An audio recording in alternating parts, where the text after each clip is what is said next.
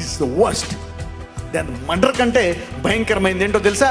ధర్మశాస్త్రం. మర్డర్ కంటే భయంకరమైంది ఏంటో తెలుసా? ధర్మశాస్త్రం. మర్డర్ కంటే భయంకరమైంది ఏంటో తెలుసా?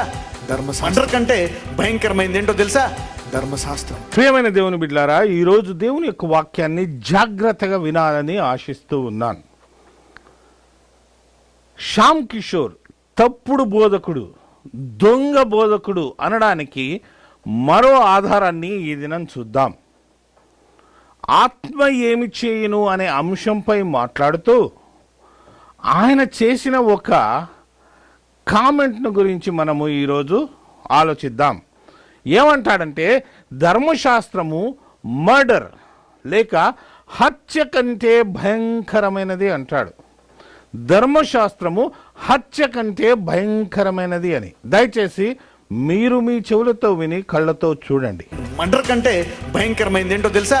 ధర్మశాస్త్రం. విన్నారు కదా? నిజంగా ధర్మశాస్త్రం హత్య కంటే భయంకరమైనదా? లేకపోతే శ్యామ్ కిషోరే భయంకరమైన విశ్వాస హంతకుడా, వాక్య హంతకుడా? ఈరోజు మనము చూద్దాం. దయచేసి రోమియోలకు రాసిన పత్రిక 8వ అధ్యాయము 7వ వచనము నాతో పాటు దయచేసి మీరు చదవాలని మనవి చేస్తూ ఉన్నాను. రోమియోలకు రాసిన పత్రిక 8వ అధ్యాయము 7వ వచనం. ఏలయనగా శరీరానుసారమైన మనస్సు దేవునికి విరోధమై ఉన్నది, అది దేవుని ధర్మశాస్త్రమునకు లోబడదు, ఏ మాత్రమును లోబడదు అని అక్కడ రాయబడి ఉంది. ఇక్కడ అపోస్తుడైన పౌలు శరీరానుసారమైన ఒక మనస్సును గురించి మాట్లాడుతున్నాడు. The mind governed by flesh అనే మాట ఉంది. మైండ్ గవర్న్డ్ బై ఫ్లెష్, శరీరముతో అధికారము చేయబడుతున్న ఒక మనస్సును గురించి మాట్లాడుతూ ఉన్నాడు. ఏమిటా మనస్సు? ఆ మనస్సు చేసే పని ఏమిటి అనంటే అక్కడ రెండు విషయాలు ఉన్నాయి. The mind governed by flesh is hostile to God, అది దేవునికి విరోధమైనది అనే మాట వ్రాయబడి ఉంది. శరీరము ద్వారా అధికారము చేయబడి కంట్రోల్ చేయబడుతున్న నీ మైండ్, నీ మనస్సు ఏదైతే ఉన్నదో అది మొట్టమొదటి విషయం ఏమిటంటే దేవునికి విరోధమైనది. అది దేవునికి విరోధమైనది అని రాయబడి ఉంది. రెండో విషయం, ఆ మైండ్ దేవుని ధర్మశాస్త్రమునకు లోబడదు అని వ్రాయబడి ఉంది. It does not submit to the law. కానీ అక్కడ does not submit to the law అని రాయబడలేదు. Does not submit to God's law. ఈ మనస్సు ఏదైతే ఉన్నదో, ఈ శరీరము ద్వారా అధికారము చేయబడుతున్న మనస్సు ఏదైతే ఉన్నదో, ఆ మనస్సు దేవుని యొక్క ధర్మశాస్త్రమునకు లోబడదు. ధర్మశాస్త్రం ఎవరిది? ధర్మశాస్త్రం ఎవరిది? దేవునిది. అక్కడ ఏమనుంది? దేవుని ధర్మశాస్త్రమునకు లోబడదు. ఇది కొత్త నిబంధనలో ఉన్న విషయం. మనం పాత నిబంధన వచనాలు చెప్తే శ్యామ్ కిషోర్ ఆయన ఫాలోవర్స్, అది పాత నిబంధనలో ఉంది, అది కొట్టివేయబడ్డది, ఇది కొత్త నిబంధన. ధర్మశాస్త్రము దేవునిది. ఆ దేవుని ధర్మశాస్త్రమునకు లోబడని మనస్సు శరీరానుసారమైనది. శరీరానుసారమైన మనస్సు గలవాడు దేవునికి విరోధి అని ఇక్కడ రాయబడి ఉంది. చూడండి, ధర్మశాస్త్రానికి లోబడని వాడు దేవునికి శత్రువు. ధర్మశాస్త్రము దేవునిది. శ్యామ్ కిషోర్ ధర్మశాస్త్రము మర్డర్ కంటే భయంకరమైనది, హత్య కంటే భయంకరమైనది అంటూ ఉన్నాడు.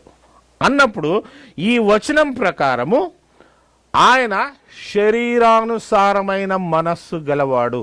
ఆయన మనస్సును ఆత్మ కాదు, ఆత్మ ఏమి చెప్తుంది కాదు, ఆయన యొక్క మనస్సును శరీర ఇచ్ఛలు కంట్రోల్ చేస్తూ ఉన్నాయి, ఆత్మ కాదు. అనగా సైతాను వీడి మనస్సును మైండ్ను కంట్రోల్ చేసి వీని మైండ్పై అధికారిగా ఉన్నాడు అని అక్కడ తెలుపుతుంది. ఎప్పుడైతే శ్యామ్ కిషోరు ధర్మశాస్త్రము మర్డర్ కంటే భయంకరమైనది అంటున్నాడో, వాడు చేస్తున్న పని ఏమిటి? దేవునికి విరోధముగా ఉన్నాడు. ఎప్పుడైతే ధర్మశాస్త్రము మర్డర్ కంటే భయంకరమైనది అంటున్నాడో, వాడు ధర్మశాస్త్రమునకు లోబడిని వాడు, ఏమాత్రము లోబడిని వాడు. ఈ 3 విషయాలు మీరు దృష్టిలో ఉంచుకొని తర్వాత వచనానికి మనం వెళ్దాం. ముందు ఆ క్లిప్ మరొకసారి చూడండి, ఆ క్లిప్ను గమనించండి. మర్డర్ కంటే భయంకరమైంది ఏంటో తెలుసా? ధర్మశాస్త్రం. చూశారు కదా, ఇది దేవునికి విరోధమైన మనస్సు, ధర్మశాస్త్రానికి లోబడని మనస్సు, శరీరానుసారమైన మనస్సు. ఇప్పుడు చాలా ప్రాముఖ్యమైన విషయం, 8వ అధ్యాయము రోమా 5వ వచనాన్ని చూద్దాం. రోమీలకు రాసిన పత్రిక 8వ అధ్యాయము 5వ వచనం చూడండి.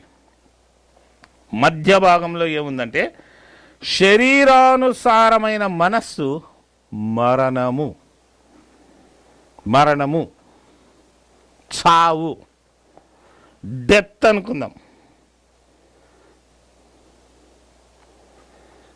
మరొకసారి జాగ్రత్తగా అర్థం కావాలి. ధర్మశాస్త్రము హత్య కంటే భయంకరమైనదా? శ్యామ్ కిషోర్ ఒక హంతకుడా? చూద్దాం. చూడండి, అక్కడ శరీరానుసారమైన మనస్సు మరణము. అర్థం చేసుకోవడానికి ప్రయత్నిద్దాం. శరీరానుసారమైన మనస్సు ధర్మశాస్త్రమునకు విరోధి అని చూసాము. ఆ శరీరానుసారమైన మనస్సు ఏదైతే దేవునికి విరోధమై ధర్మశాస్త్రమునకు లోబడదో అది మరణము, అనగా అది మర్డర్, అది హత్య. ఎందుకంటే వాడి తప్పుడు బోధల ద్వారా విశ్వాసులైన మిమ్ములను మరణధారికి నడిపిస్తూ ఉన్నాడు, మరణమునకు పోయేటట్టు చేస్తూ ఉన్నారు, ఆ నిత్య నాశనానికి పోయేటట్టు చేస్తూ ఉన్నాడు. వీడి బోధలు మీరు నమ్మితే మీకు మరణమే. కాబట్టి వీడు ఇంకో విధంగా మిమ్మలను చంపుతూ ఉన్నాడు, నాశనానికి తీసుకొని పోతూ ఉన్నాడు. కాబట్టి శ్యామ్ కిషోర్ విశ్వాసుల యొక్క హంతకుడు, వాక్యము యొక్క హంతకుడు. అతడు దేవుని ధర్మశాస్త్రమునకు అవిధేయుడవడమే కాకుండా మిమ్ములను దేవుని ధర్మశాస్త్రానికి అవిధేయులై లోబడకుండా దేవునికి విరోధులై ఉన్నట్టు చేస్తూ మరణమునకు నడిపిస్తూ ఉన్నాడు. జాగ్రత్త. ఇది ఈయన చేస్తున్న బోధ. ఆత్మ ఏమి చేయును అనే అంశము ఆయనది.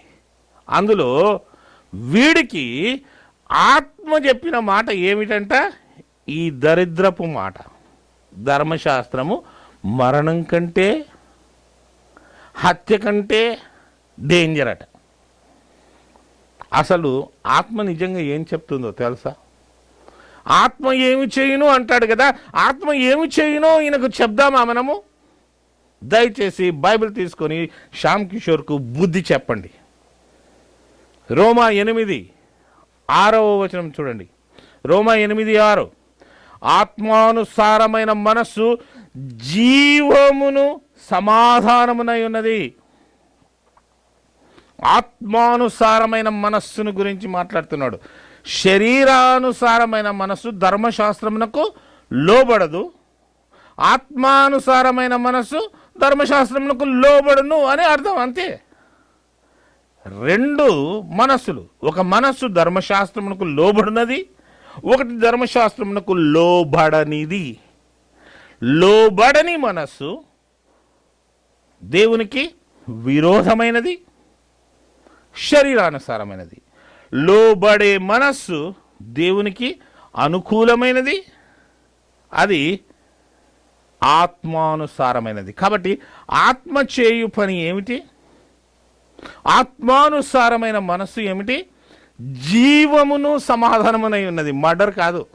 అనగా ధర్మశాస్త్రమును నమ్మడము ఆత్మానుసారమైనది, ధర్మశాస్త్రమునకు విధేయులు కావడము ఆత్మానుసారమైనది. నీవు ధర్మశాస్త్రానికి విధేయుడవైనప్పుడు నీవు చేస్తున్న పని ఏమిటి? నీవు మర్డర్ అవుతున్నావా? కాదు, జీవము పొందుతున్నావు. జీవము మాత్రమే కాదు, జీవమును సమాధానమునై ఉన్నది. మరి వాడు తప్పుడు బోధకుడు కాదా? మిమ్ములను హత్య చేయడం లేదా? విశ్వాసులను నాశనానికి నడిపించడం లేదా? విశ్వాసులను నరక బాటలోనికి నడిపించడం లేదా? శ్యామ్ కిషోర్. ధర్మశాస్త్రం 8వ అధ్యాయం 4వ వచనం చూడండి, రోమా 8:4 చూడండి. అక్కడ ఇంకా ప్రత్యేకమైన మాట రాయబడింది. ధర్మశాస్త్రం కొట్టివేయబడ్డది. నేను దాని గురించి ముందే ప్రసంగం చెప్పాను. ఇక్కడ చూడండి, రోమా 8:4 చూడండి, ధర్మశాస్త్ర సంబంధమైన నీతి విధి. ధర్మశాస్త్రము ఏమిటి? నీతి విధి. నీవు ఏ విధంగా మంచి బ్రతకాలి, నీతి సంబంధంగా బ్రతకాలి, నీతి మంతుడుగా బ్రతకాలి అని నీకు నేర్పించినది. అది ఒక విధి, అది ఒక ధర్మము, అది ఒక లా, అది ఒక చట్టము. ధర్మశాస్త్ర సంబంధమైన నీతి విధి 4వ వచనం, నెరవేర్చబడవలెనని. వినండి బాగా, ధర్మశాస్త్రమును కొట్టివేయుటకు దేవుడు వచ్చాడు, యేసు ప్రభువును పంపాడు, కృప కవర్ చేస్తుంది కాదు. ధర్మశాస్త్ర సంబంధమైన నీతి విధి నెరవేర్చబడవలెనని పాప పరిహారము నిమిత్తము దేవుడు తన స్వంత కుమారుని పంపి ఆయన శరీరమందు పాపమునకు శిక్ష విధించెను. ధర్మశాస్త్ర సంబంధమైన నీతి విధి నెరవేర్చబడవలనని, కొట్టివేయుటకు కాదు, నెరవేర్చబడవలనని పాప పరిహారము నిమిత్తము, మన పాపమును తీసివేయడానికి దేవుడు తన స్వంత కుమారుని పంపెను. నీతి విధి నెరవేరునట్టు పాపమునకు శిక్ష విధించెను. పాపమును, ధర్మశాస్త్రమును నెరవేర్చుట ద్వారా యేసు ప్రభువు పాపమును మర్డర్ చేశాడు. ధర్మశాస్త్రము నిన్ను మర్డర్ చేయడం లేదు. వాక్యం చూడండి, ధర్మశాస్త్ర సంబంధమైన నీతి విధి నెరవేర్చబడవలనని పాప పరిహారము నిమిత్తము, పాపాన్ని నశింపజేయడానికి, పాపమును తీసివేయడానికి, పాపమును చంపడానికి దేవుడు తన స్వంత కుమారుని పంపి ఆయన శరీరమందు పాపమును శిక్ష విధించెను, చంపివేసెను, మరణమునకు అప్పజెప్పెను. కాబట్టి ధర్మశాస్త్రాన్ని ఆయన నెరవేర్చుట ద్వారా మర్డర్ చేసింది దేన్ని? పాపపు శిక్షను. ధర్మశాస్త్రము హత్య కంటే భయంకరమైనది కాదు. ఇటువంటి తప్పుడు బోధలను నమ్మకండి. ఇటువంటి వాక్య హంతకులను, ఇటువంటి విశ్వాస హంతకులను నమ్మకండి. మనము విశ్వాసంలో మర్డర్ అయిపోతాం. నీవు విశ్వాసంలో శరీరానుసారంగా మర్డర్ అయిపోతే మన బ్రతుకు నిత్య మర్డరే, కోలుకునేది లేదు. జాగ్రత్త. వచ్చే వారము మరొక విషయాన్ని మీ ముందుకు తెస్తాను. అంతవరకు దేవుడు తన వాక్యంలో మిమ్మల్ని భద్రపరిచి, ఇటువంటి తప్పుడు బోధల నుండి భద్రపరిచి కాపాడును గాక.